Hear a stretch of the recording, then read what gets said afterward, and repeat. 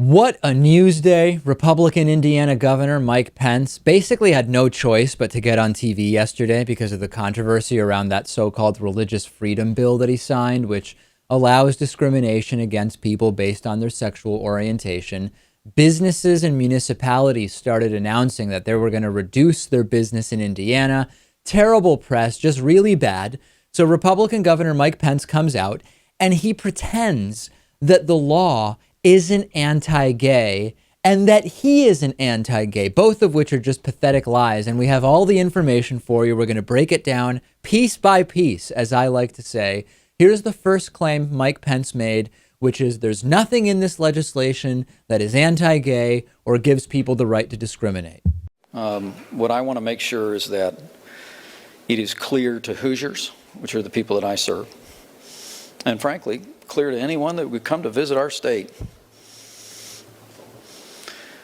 that there is in this legislation no license to discriminate, no right to deny services, and I think we can develop that language.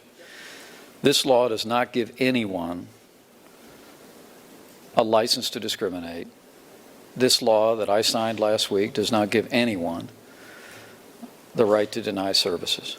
Even other Indiana legislators acknowledge that this law allows anti-gay discrimination. Senate President Pro Temp David Long and House Speaker Brian Bosma were asked by a reporter point blank about the fact that when you pass this law and the state doesn't have LGBT people as a protected class, that this does open it up to discrimination. And the quote was from the reporter, "You guys have said repeatedly that we shouldn't be able to discriminate against anyone, but if you just ignore the existence of this law, can't we already do that now? Can't so-and-so in Richmond put up a sign and say no gays allowed?" Bosma was forced to answer, and he said, well, it would depend. If you were in a community that had a human rights ordinance, that wouldn't be the case.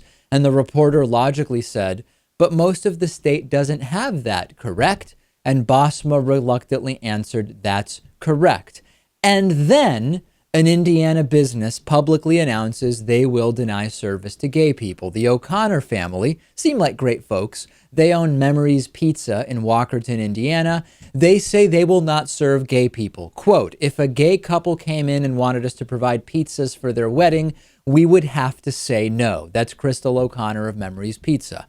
It's hard to imagine anyone, never mind gay people, wanting pizza at their wedding, but let's suspend disbelief around that for a second, Lewis. What will Mike Pence do? Very clearly, this business is discriminating. Unless he has a different definition of discrimination. It kind of reminds me of some Bill Clinton interviews. But yeah, I'm not, this is a PR campaign now. He's doing damage control. So he has to come out and lie and say this nonsense. And then the lies continue, just pathetic lies. The part about how Mike Pence isn't anti-gay, blah, blah, blah, looking like he was going to cry. Here's Mike Pence. Personal reflection for a moment, if I can. I abhor discrimination. The way I was raised was like most Hoosiers, with the golden rule, that you should do unto others as you would have them do unto you. And I believe in my heart of hearts that no one should be harassed or mistreated because of who they are, who they love, or what they believe. And I believe every Hoosier shares that conviction.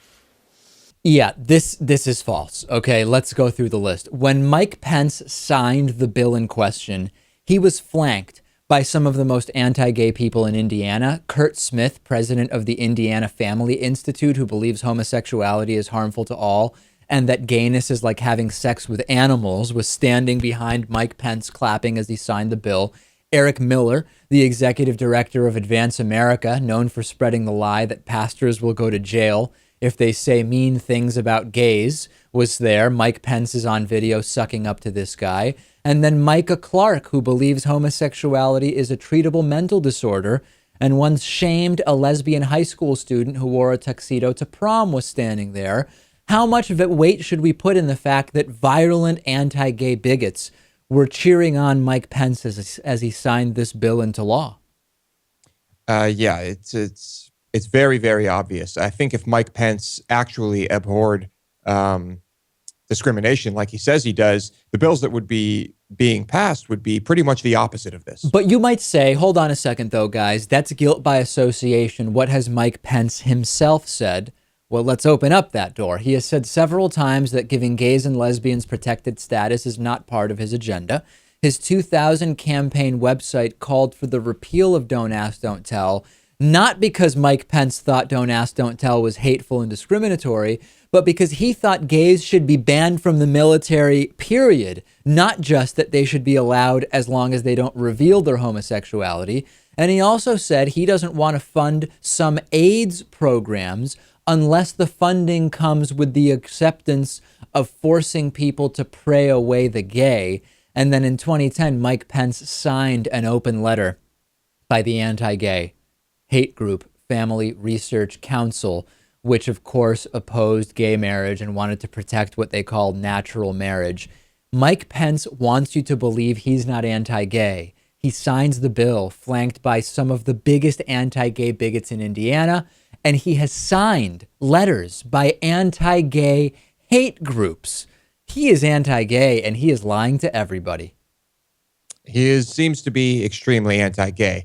And I like the way this conversation, the language of this whole thing has progressed, because how many times did you even hear him say religious freedom during that whole little speech or press conference? Well, that's an interesting thing. So I got a few emails from people saying, listen, David, it's obvious that Mike Pence is anti-gay. It's obvious that this is terrible PR, blah, blah, blah. The law is terrible. But the fact that Mike Pence even felt the need to go on live television and try to smooth things over tells us that we're in a situation now where this type of thing is not nearly as acceptable as it once was. Is the fact that Mike Pence is lying and doing the damage control actually a sign of progress?